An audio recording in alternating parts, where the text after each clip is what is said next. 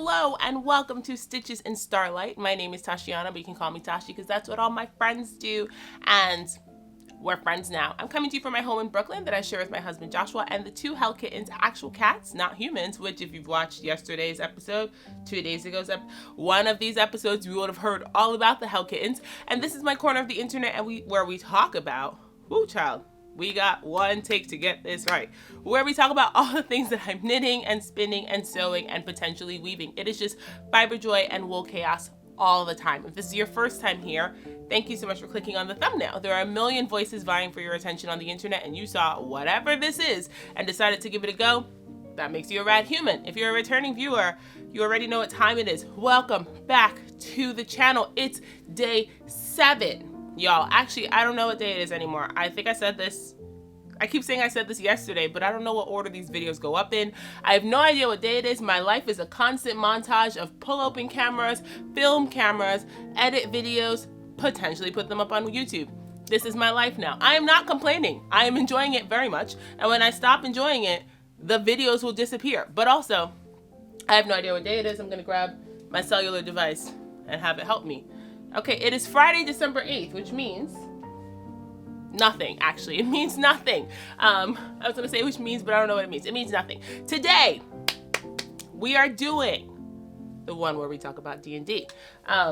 Again, because we did this last year, and you lunatics enjoyed this so much that you asked for a repeat. I brought something very fun to show you.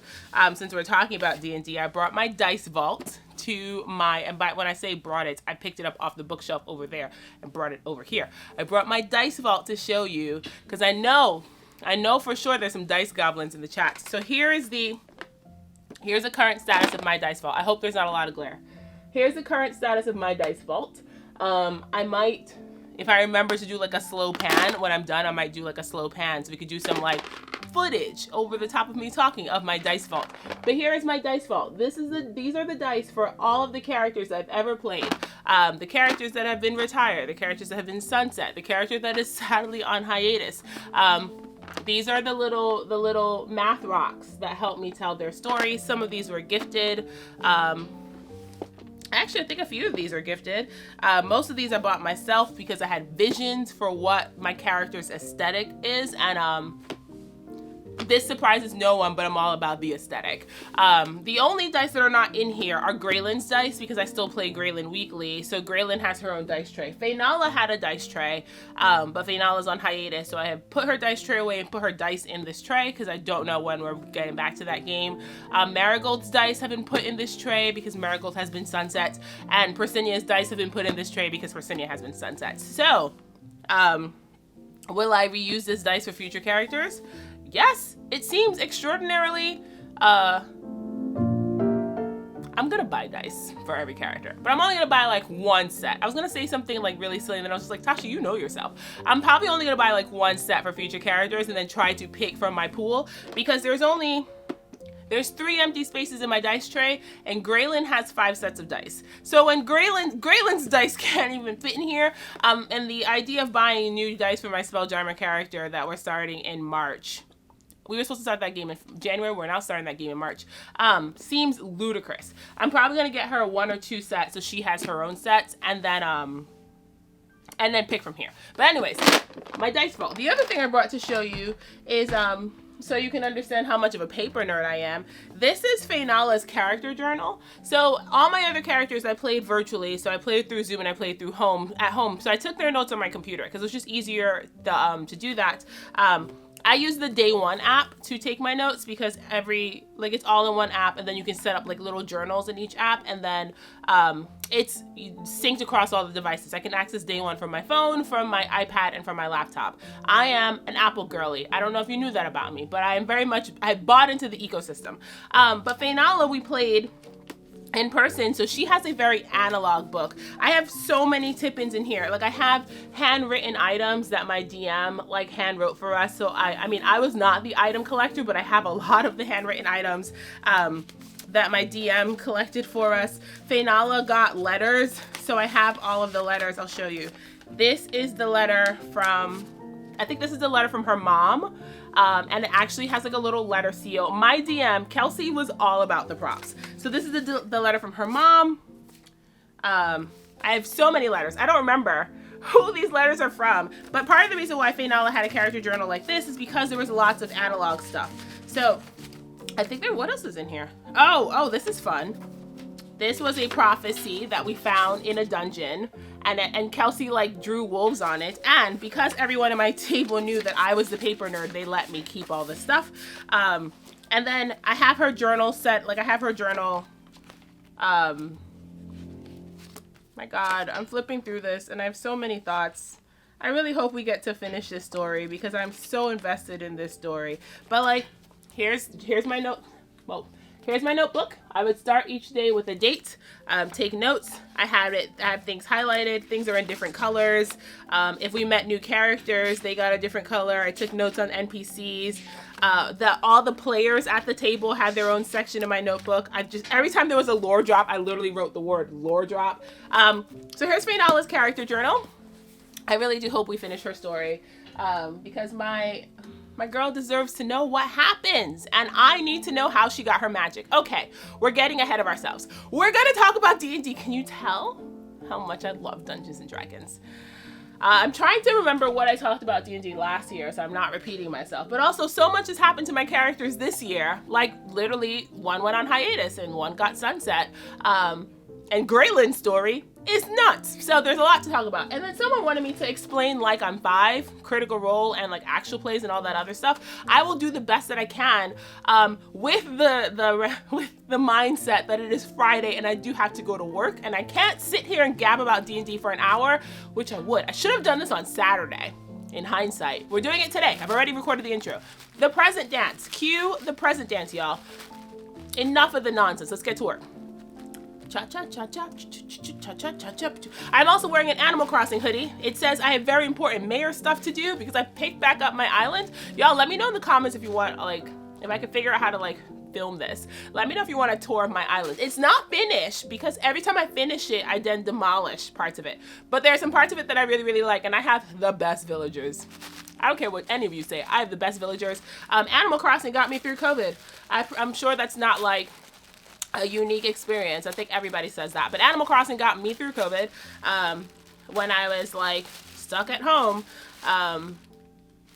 Having the Reddit subreddits and having all the Discord groups that popped up gave me people to talk to when I'm an extrovert and I was very sad and I was very lonely. We can talk about Animal Crossing some other day. Let me know in the comments if that's something you're interested in. The Advent. Oh, shut up, Rose. So this is also Whiteface Woodland, which we're going to go to the Fleece and Fiber source book. Oh, my actual heart. This is, oh, man. See, I might ply day 3 and 4 together. Okay, here's what today looks like.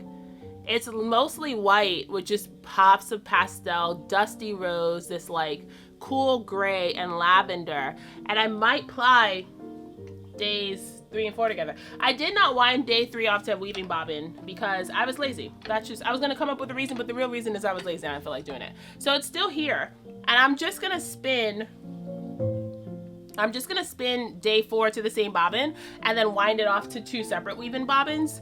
The funny part is I brought some white fiber to separate the 2, but this is white, so I'm just gonna spin this right on top of it and I'll be able to separate it. So here's day 3. Which, you know, it's kind of really hard to appreciate, but it was that mermaid situation that I really enjoyed spinning, and I really enjoyed the Whiteface Woodland. To the Fleece and Fiber source book, y'all. I don't know where Whiteface Woodland would be in my textbook. I love this book. If you don't have a copy of the Fleece and Fiber source book and you're a spinner, get your life. All right, where's Whiteface Woodland in this? I don't even know what category it would be in. I think it would just be in the other, there it is, page 311. It is in the, oh, it's right next to Tessel. Interesting. Oh, also I was told that I am saying Tessel correctly. All right, Whiteface Woodland. It comes from the southern end of England's Pennine? Some mountain. Okay. They have been in this area they were raised for meat. They lack consistency in their wool. Blah, blah, blah, blah. Many references, list of fineness is 28 to 31 microns. This is finer than that. I don't believe them. This is finer. There's no way this is 28 microns. I don't believe them. So that's that. What does it say? Average stable length of 3 to 8 inches. Let's see what the stable length is on this. I'm interested.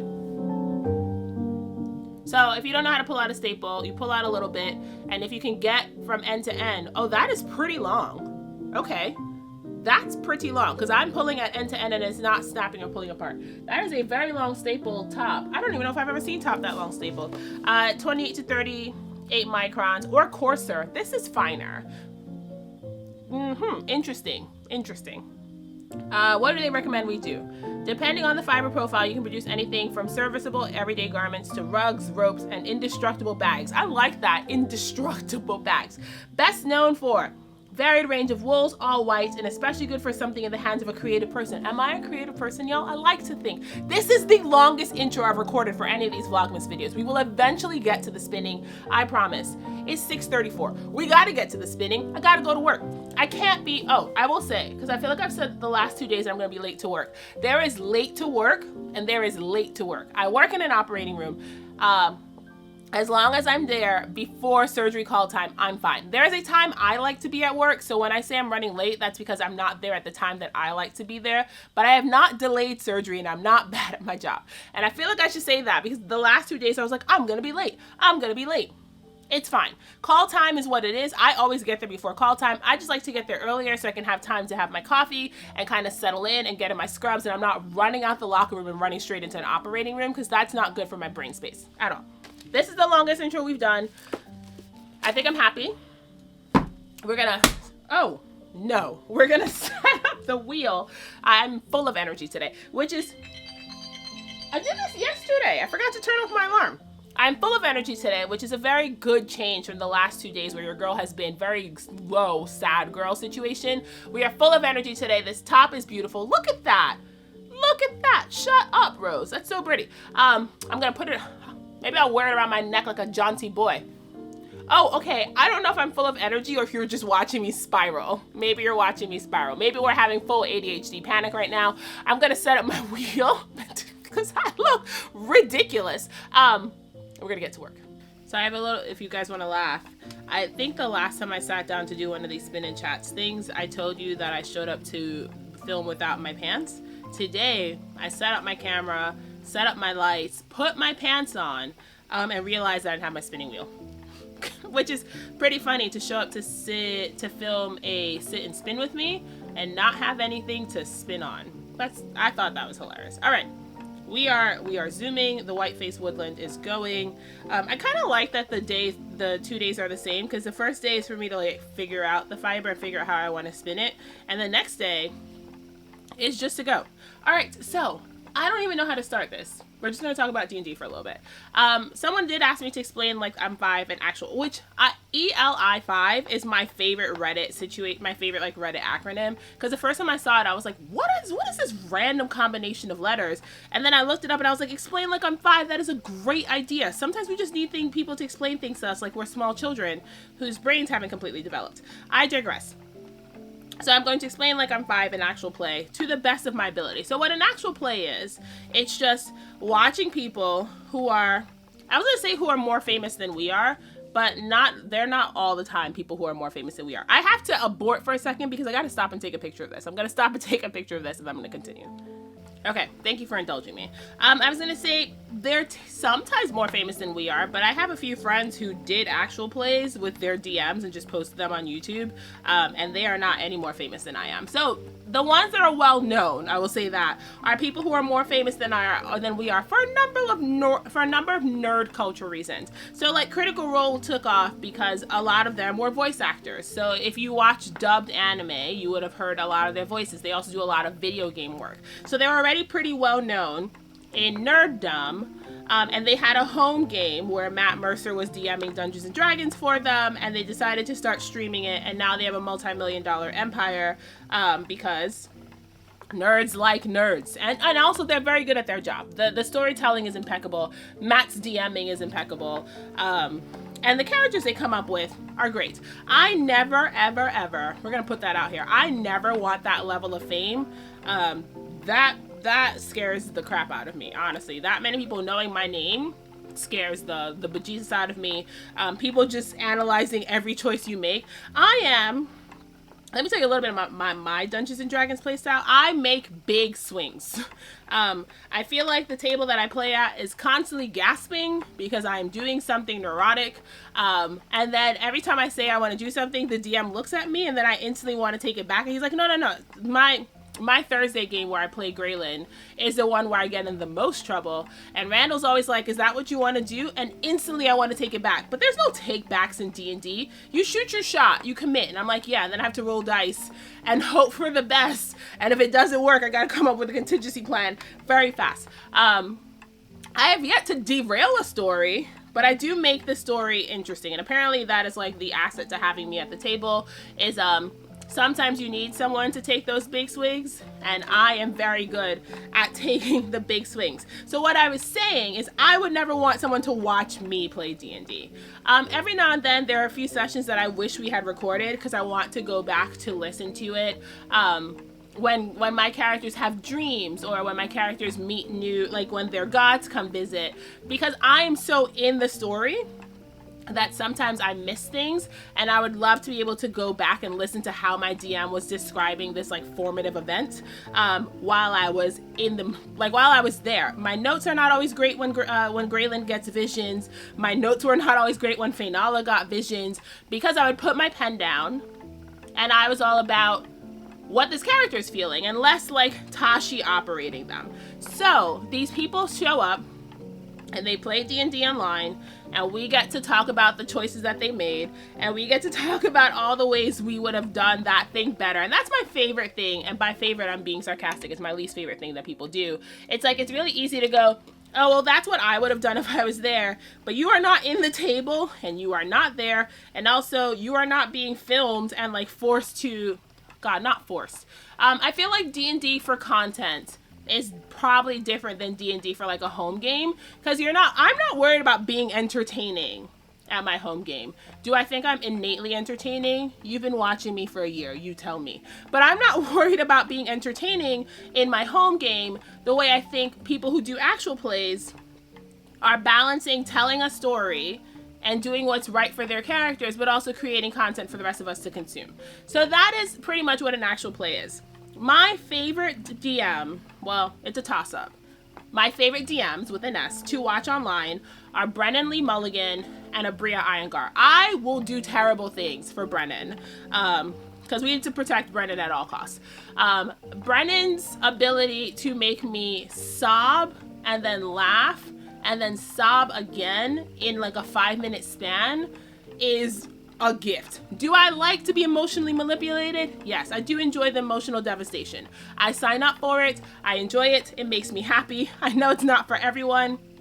It makes me happy. Abria's ability to do the same thing is my favorite. And also Abria is very chaotic, and sometimes Abria makes her players do things and I'm like, this is a wild choice, Abria, and I am ready for it. If you're not watching Burrow's End, which is the new Dimension 20 actual play, fix that.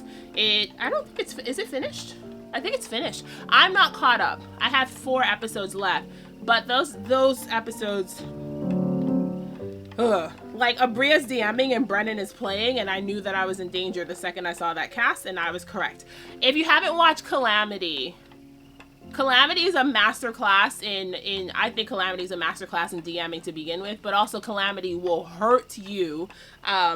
And when I need to hurt my own feelings, I watch Calamity. I've told a few friends that I've watched Calamity 4 times, and they're like, why? Who hurt you? And I'm like, I don't know, guys. It's just really, really good.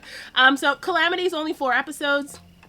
It's a good introduction. It's not a good introduction to D&D. They're at level 14, and it is high-level play. It's fun to watch, is what I will say. So, that is me explaining like I'm 5, what an actual play is. It's just watching cool nerds play D&D on YouTube, on Twitch, on their own platforms, and we get to follow along on the adventures. And sometimes they start at like level 1 and they go all the way up to like high level, so you get to watch them gain more power, gain more knowledge. You get to watch them figure things out in their backstories, and you get to do the when cool stuff's revealed. Actual plays are great. Critical Role is what put me on to D&D, and then the rest was history from there. I really enjoy how this bobbin is spinning up because the white is not just white. It's picking up a little bit of the color from other places. So it's just reading like a pastel dream. I know I said I was going to apply these two together. I'm not going to. I'm going to apply them separately. I kind of want to see what this pastel daydream looks like by itself. So an update on my characters. I think that's what we're doing, right? We're doing an update on my characters. So Marigold has been retired. Her campaign ended. Mary, when her campaign ended, was level 15. She was 5 levels of Ranger, 6 levels of Rogue, and 4 levels of Fighter. And I actually begged Randall to make me a custom subclass for her Rogue subclass because I really wanted her to be a Ranger Rogue. And then as the story was developing, I couldn't find a Rogue subclass that I liked. So her Rogue subclass was a Divine Agent. So think of a Paladin, but sneaky. Yeah, she was a sneaky paladin. So she had a mission from a divine authority and did a bunch of sneaky stuff to get there. So she was a Gloomstalker Rogue, Divine Agent, a Gloomstalker Ranger, Divine Agent Rogue, a Psionic Fighter. And by the end of it, Marigold was kicking butt. The second I hit level 2, that level 2 fighter, and got action surge, I started terrifying my DM. We would show up to combat and I would do like ridiculous damage straight out the gate, and she'd just be like, do I need to make the monsters harder? And everyone would just be like, nah, Tashi's killing it. Mind you, by the end, it was just my character, a wizard, who was a support character who rarely did damage, and a druid. So like Mary showed up, put a ton of damage down on the field, and then kited the enemies around and hid in the dark so that they couldn't get anybody else, and it was great fun. Marigold, I cried real tears when that campaign ended.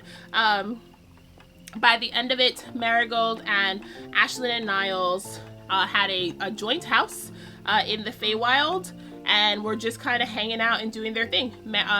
Ashlyn and Niles were like domestic partners, and Marigold was not interested in any sort of like formal relationship with anybody. So she would come in, she would hang out there for a few weeks, and when the itch to adventure would call, she would leave and go on solo adventures, and then come back, check on her friends, and then leave over and over. What to say about Marigold? The highlight reel. Marigold has a pet jellyfish. That is my favorite thing.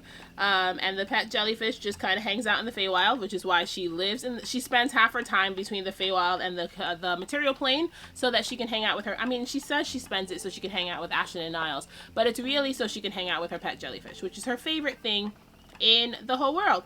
By the end of it, Marigold, when I had built the character, had a curse, and her curse was that her face was deformed with like a mouthful of like razor sharp shark teeth.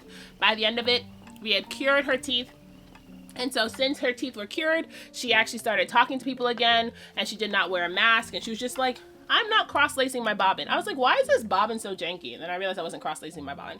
It was really fun to change her from like this really dry, really sharp, really snarky misanthrope to someone who learned how to like love her friends and love people over the year and a half that we were playing that game. And I think that's my favorite part of D&D, is watching the characters grow and then like leaving room for them to grow, right? So as not only as they're leveling up and gaining new power, but their story is changing, and as their story changes, hopefully you change along with their stories and you let the characters change, hopefully. I mean, listen, it's your story, you can play it however you want. But Mary has been retired, and I miss her.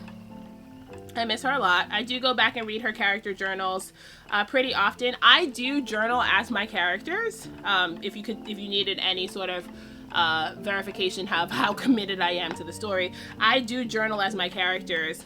So Marigold's journal is not as extensive as Greylynn's journal, which is full of like dark and broody thoughts. But I did have a few entries from when the campaign was wrapping up, and every now and then I go back and I read the right before the campaign wrapped up entry and the entry after the campaign was over, and just sit in my feelings for a little bit.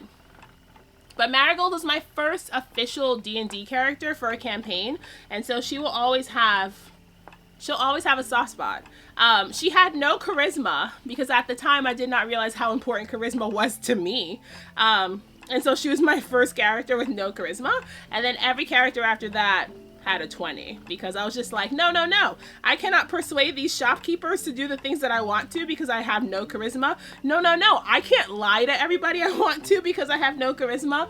I can't just intimidate people into doing what I want. Cool, I've learned my lesson. And my favorite part of playing Marigold was, even though she had terrible charisma, I kept trying. And it made everyone at the table laugh.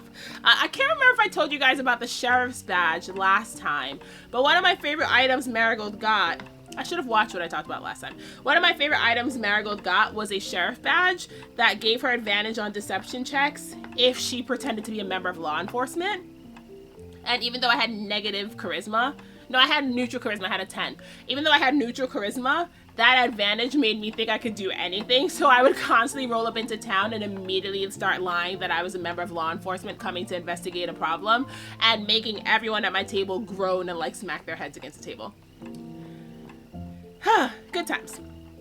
So Finala is currently on hiatus because one of the members of our campaign, Finala I played in person, one of the members of our campaign moved from New York to go to school, which is a good choice, and sometimes real life happens, and we're hoping that we can pick back up the campaign either virtually, quarterly, or something, to wrap up the story.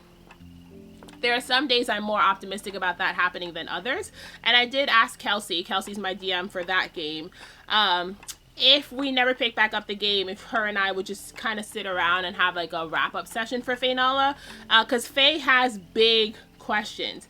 And I know I shared this last time, but the big question for Finala is, where did her magic come from? Because Finala is a sorcerer, and was born on the night of one of the worst storms in centuries, and was born with innate magic. And I want to know where her magic comes. One of my favorite ways to build D&D characters, just a little bit about me, one of my favorite ways to build D&D characters is to build them with a question I don't have an answer to, because I want to give my DM room for storytelling. And I also want to be surprised. So if I have the answer to all the questions, then I find that there's not room for me to be surprised. And I enjoy being surprised. That's not everyone's bag, but I enjoy being surprised. And I enjoy having everyone else at the table be surprised with me. So I don't know how Finala has her magic. I don't know where it came from. I don't know why she's gifted with it. And I really would like to know. So if that game doesn't pick back up, we're going to have like a little bit of a noodle sesh where I get to wrap up Finala's arc. When that game went on hiatus, we leveled up really slowly in that campaign. We played for a year and a half, starting at level, I think we started at level 2, and Finala's level 7 now. We leveled up really slowly, to the point that Kelsey was like, in future games, you guys are going to level up faster than this. By the end of it, Finala had 6 levels of Sorcerer and 1 level of Warlock, and you guys are going to get a kick out of this. Her Warlock patron is a tarot deck that's sentient, and I don't know who the tarot deck is from, which is the other thing that I want to know, like who left that tarot deck for her. So Finala really believes, so in that world there are there's like 9 gods? Oh god, Kelsey's gonna beat me up. It's been a while since I played this game. I don't remember the lore of the world. But the god that Finala worships the most, Finala reveres all the deities, but the god that Finala worships the most is the goddess of the storm and the goddess of fortune telling. And so Finala does practice fortune telling, and she has portents that she gets to roll daily to, change a roll every now and then. And she has her rune stones, and she reads tarot. Faye reads tarot. I'm not good at it at all. Kelsey helps me. If I want Faye to read tarot, Kelsey helps me because Kelsey reads tarot. But by the end, before we went on hiatus, Finala found a magical tarot deck, and then all of a sudden had warlock powers, which I keep joking that it's the beginning of Finala's dark arc, and everyone just doesn't believe me, but it's the beginning of Finala's dark arc. So Finala when I built her, was this like 19-year-old bubble of sunshine. I was like, what if Chibi Tashi had magic? And I like to put a little bit of my own personality in my characters. One, it makes them easier to play. But two, it's just fun to explore that version of myself. So the point of Finala when I built her was, what if Chibi Tashi has magic? So she's just a super charming. Finala had a 20 charisma at level 1, y'all. That's how charming. She's just a super charming ball of sunshine who rolls up into town everywhere, meets all the hot older ladies, charms the pants off of them, and gets whatever she wants. And then the world does not always allow that to happen. And so things have been getting considerably darker in the world. We're getting all these crazy prophecies about the end of the world and this new age coming. And I was like, okay, so my now 20-year-old ball of sunshine does not get to remain a ball of sunshine if everything... And Finala is the most devout person in her group, and we've been finding out that the gods are a lie. Or maybe the gods aren't alive particularly. Someone was lying to us about the whole myth of the world. And if your like whole character is built on being this super pious person who bases all of her decisions on what the gods would want her to do, and you find out that the gods are lying, well, you don't remain the same. And I was like, cool, the dark art comes. And everybody thought I was joking. I was like, no, the dark art comes. And now she's a warlock. The dark arc comes. So I really hope we pick back up that game, because it would be really, really nice to find out what happens with, and let me tell you a little bit about my favorite classes. I'll tell you a little bit about my favorite classes in the game, because we're going to segue into Greylynn. My favorite classes in the games are warlocks and paladins. My favorite, like if I had to pick between 1 and 2, warlock is 1 and paladin is a close second. And my favorite, the reason warlocks are my favorite class is because warlocks are just guys, right? Like everybody else in D&D has something special about them. I mean, even fighters, which are like the most basic class, and I don't think fighters are basic, but people say fighters are the most basic class in the world.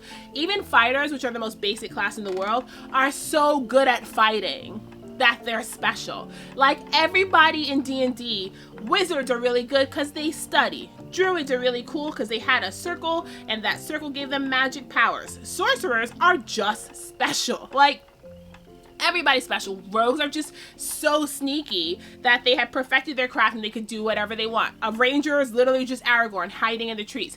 Everybody has something about them that makes them special. And warlocks, you want to know what made a warlock special? They made a bad decision. And anybody can make a bad call. A warlock yesterday was just a guy, and then he signed a paper and gave a portion of his soul over to this entity that he does not understand, and all of a sudden he has magic powers. And any of us can do that. And most of the time the warlock does not understand the ramifications of the choice he has made. And any of us can do that. There's literally nothing stopping me from becoming a warlock tomorrow. If like someone came up to me and was just like, you could never work again, have an infinite craft room, have all the time you want in the world to play with wool, and all you have to do is make me a promise that you'll do this thing for me someday, I'll be like, yeah, that sounds great. Yeah. You're gonna buy all my fleece and I'm gonna have the craft room of my dreams tomorrow? Yeah. Sure, that sounds great. Am I gonna ask questions? Maybe. But also, like, let's be frank, and I also get magic powers out of it, I probably wouldn't ask questions. And that's what I think makes warlocks really interesting, because they're just normal people. Like, as much as I think it's fun to play a special person, this is going so fast. As much as I think it's fun to play a special person, sometimes it's fun to just play a guy. And I think the reason paladins are my favorite class is to separate paladins from clerics. Like, clerics believe in a higher power, they worship this higher power, they get their energy. A paladin just has so much force of belief in a thing, because it doesn't need to be a god, it just has to be a concept. You believe in this concept so hard, and you give so much devotion to this concept so hard that you get magic powers from it, and then also you're like super strong. So we're gonna segue into my final D&D character, the one that I'm playing right now, which is Greylynn. She is my, well, when I built her, because she's no longer this, when I built her, she was an Oathbreaker Paladin, Hexblade Warlock. Because I was just like, can I get the best of both worlds in this class? I built Greylynn for a one-shot. And we enjoyed the one shot, and it was a level 15 one shot. And Randall, we had a break in our campaign that Marigold was in. Randall is a player in my Marigold campaign, but Randall also DMs. And we had a break in that campaign, and Randall was like, do you guys want to do high level play for a little bit? And I was like, heck yeah. I have no idea. And at the time, I think I'd been playing D&D for like 6 months. And the idea of playing at level 15 fascinated me, because we were at like level like 7 or 8 at that point, and I was like, oh, I can have twice this power. Yeah, let's go. So we made these characters for a level 15 one shot, and we made them in a vacuum. And Judy and I ended up making very similar characters.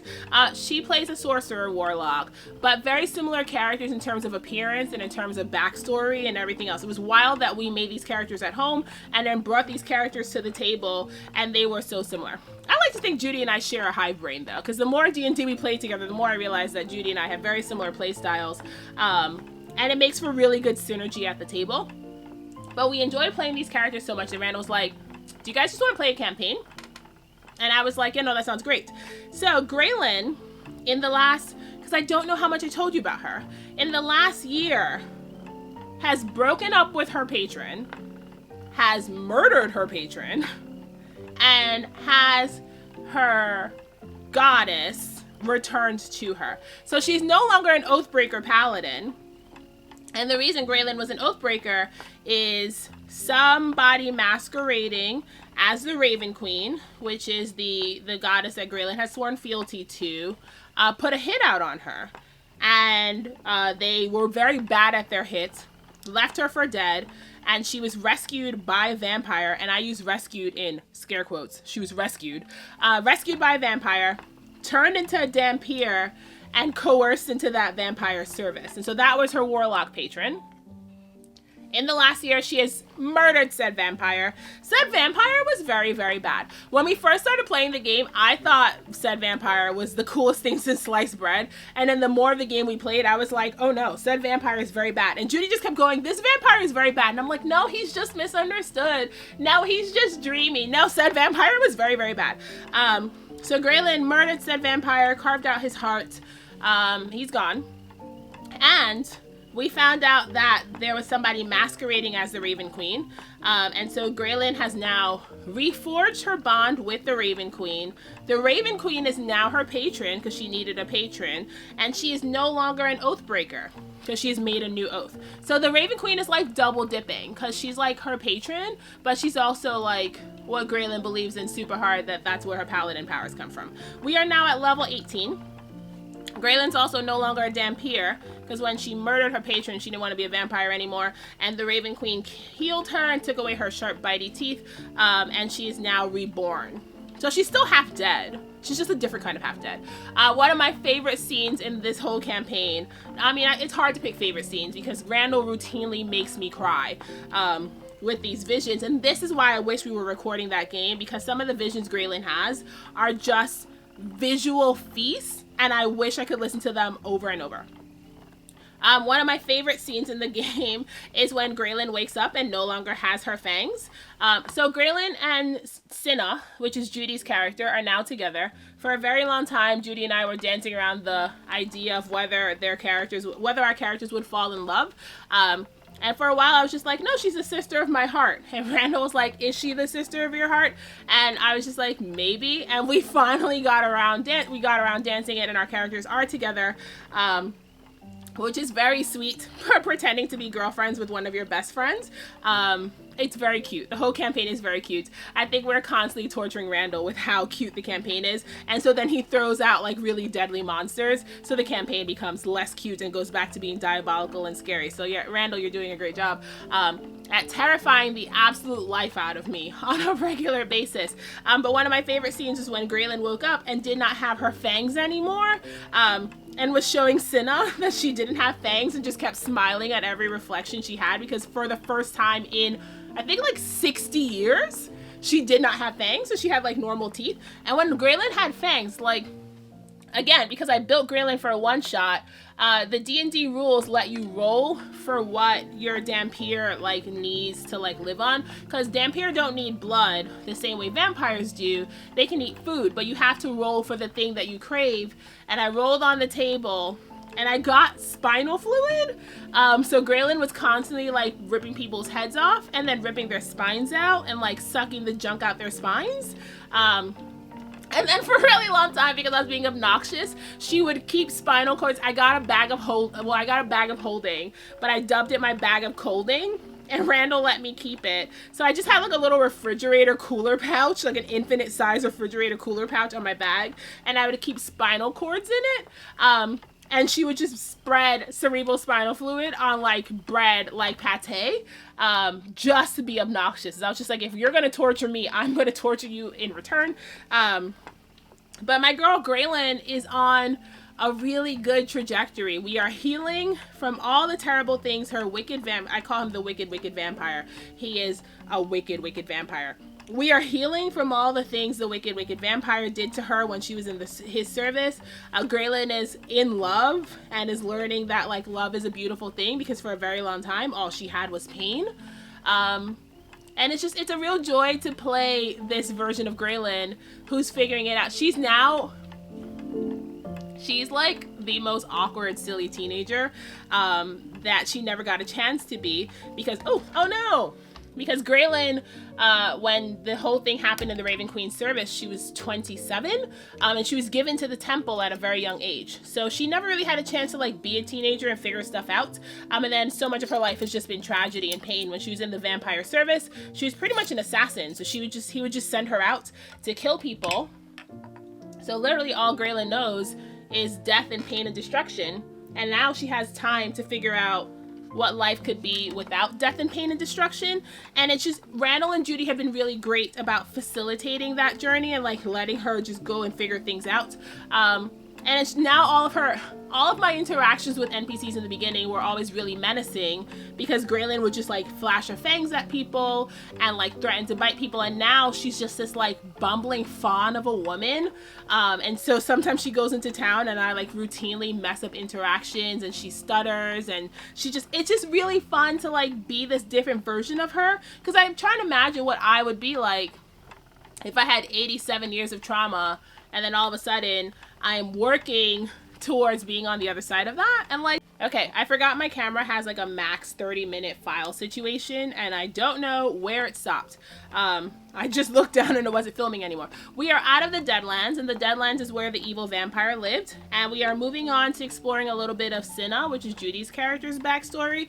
And I'm really interested in what happens, because I know so little. Even though we've been playing this game for so long, I know so little about Judy's character, because Judy has been very good about refocusing the story on Greylynn's character. On my character, on Greylynn, which is very clever because I'm easily distracted. But also, we've been dealing with Greylynn's backstory for about a year. Literally for the last, not a year, I think for the last 6 or 7 months, we've been in the Deadlands trying to figure out where Mialo is, and then trying to kill Mialo, and then trying to deal with the after effects of killing Mialo and destabilizing the region by removing a Bloodlord. So, we're finally leaving the Deadlands and moving on to what comes next. That game plays online, but I do try to play IRL with my friends as much as possible, because I love them dearly. We're actually playing in person on Sunday, so maybe during one of these vlogs you'll see me rolling dice and cackling, because that is literally what I do. I roll dice and I cackle, and I try to flummox Randall as much as possible. I built Greylynn to not be hit. So Greylynn has an AC of 22, and she has a Cloak of Displacement, which gives everything at disadvantage to hit her. So hitting an AC of 22 at disadvantage, even at this level of play, is very hard. And Greylynn rarely gets hit, and Randall gets very, very mad every single time he has her cornered and is like set up to like, you know, deliver what he thinks is a finishing blow, and he misses, and I get to run around and kill his monsters and cackle. So I think you'll get to see a little bit of that on Sunday, because Sunday we're playing in person. We try to play in person like once every 3 months. You know, schedules don't always allow, mainly my schedule, because I am work and everything else. But it'll be really nice to see them and to hang out and to roll dice together. And now I've just realized that it is 7:15. I've been talking about D&D for a very long time. I have to get ready to go to work. But man, I could sit here and do this all day. We should gab about my favorite actual plays and my favorite podcasts next time. But that's an update on my characters. we are starting our Spelljammer campaign. I'll tell you a little bit about my character that I'm building for the Spelljammer. Oh, Lord, this is going to go long. I'll tell you a little bit about the character, and I'm almost finished with my spinning, about the character that I'm building for Spelljammer. So Kelsey's running Spelljammer since Mashura is on hiatus, and half of my table are the people that I played with for Mashura, and the other half of the table are new people that I know, like from obviously from out and about, but it's only my first time playing with them. And what I decided to do, and you guys are gonna like applaud me, I'm dumping charisma. I did not want to play another charismatic face of the party character. I did not want that. Not that it's a crutch, but I thought it would be interesting and fun to do something different. So I'm dumping charisma, and I'm playing an artificer who is neurodivergent. It's going to be the first time that I'm playing a neurodivergent character, and who's non-binary. And part of the reason why I wanted to play a neurodivergent character is I get to explore a little bit of myself in all these characters that I play. So like Finala was like chibi ball of sunshine Tazhi, who is slowly being disillusioned by the world. And Greylynn was just me working through a lot of angry trauma that I had around like past relationships and a bunch of other stuff. That's how she started, because she was supposed to be for a one shot, and then she became something completely different. But this new character, she doesn't have a name yet. I've been noodling on names, but she's neurodivergent, has ADHD. I'm still messing around with like what level of neurodivergence she has, because I don't want it to be like a distraction at the table, and I also don't want it to just be like I want it to be real, and I want it to feel real. And the character, like the basic concept behind the character is she is the heir to like a super secret spy organization, but her parents, she's a changeling, and she's the heir to a super secret spy organization of changelings, but her parents figure out very early on, and she's from a matriarchal society. I keep interrupting myself. She's from a matriarchal society, and her parents figure out very early on, and by parents I mean her mom, she has two moms, they figure out very early on that she won't be able to do the work. Like, her neurodivergence shows up at a very early age, and they realize that if she attempts to do the very dangerous work that they do, she might be in danger and she might be compromised. So her family hides the secret of who they are in her mind, and then hides her on another planet.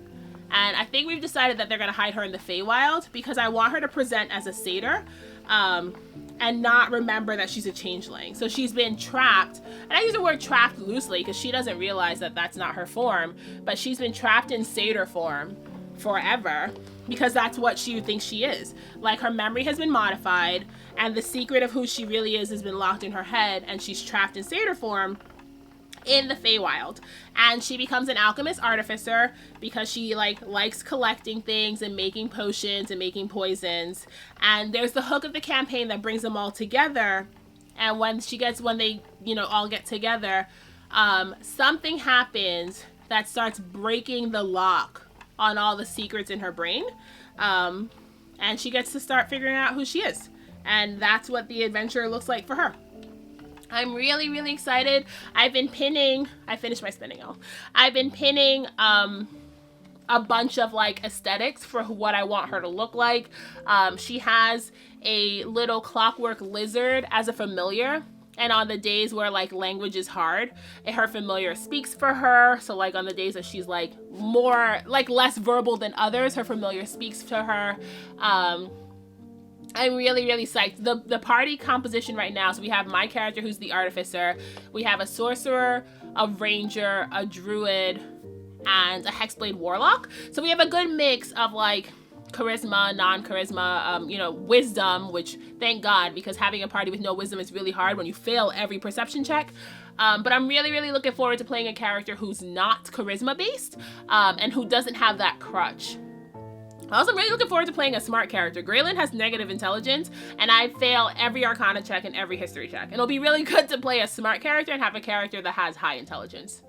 So that's where we are. I have a date with Kelsey to start noodling on my backstory and start fleshing that character out. And I'll fill you guys in on where we are. But that's it, y'all. That's the one where we talk about D&D. I literally finished all of my spinning today. I'm gonna get ready for work. I gotta get out this door now, but I mean, I've already dressed and showered, so it's not very hard. I'm just gonna put on some jeans and head out. Thank you so much for hanging out with me. Thank you so much for hanging out with me for this whole Vlogmas situation. I hope you've been enjoying, you know, just sitting and shooting the ish with me. It's been a real treat. I'll see you around. Bye for now. Go make something magical today.